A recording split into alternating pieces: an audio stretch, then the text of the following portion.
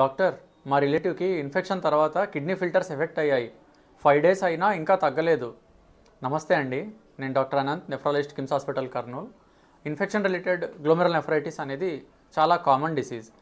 కాళ్ళలో సెల్లైటిస్ ఇన్ఫెక్షన్ అయినప్పుడు కానీ, లేదా ఊపిరితిత్తుల్లో రెస్పిరేటరీ ఇన్ఫెక్షన్ అయినప్పుడు కానీ, కొంతమందికి అబ్నార్మల్ ఇమ్యూనిటీ వల్ల అవి కిడ్నీ ఫిల్టర్స్ని డ్యామేజ్ చేస్తాయి.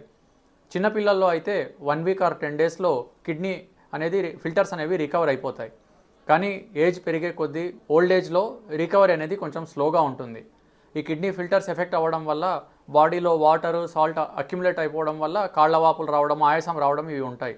జనరల్గా ఈ సిమ్టమ్స్ అన్ని తగ్గడానికి, కిడ్నీ రికవర్ అవ్వడానికి 3 to 4 వీక్స్ పడుతుంది.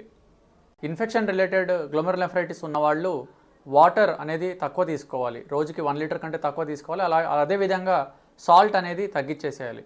ఈ వాటర్, సాల్ట్ యాజ్ సచ్ బాడీలో అక్యుములేట్ అయి ఉంటాయి. మనం దీన్ని ఎక్స్టర్నల్గా కూడా తీసుకుంటే ఈ వాపులు అనేవి చాలా స్లోగా తగ్గుతాయి, లేక తగ్గకపోవచ్చు. Thank you.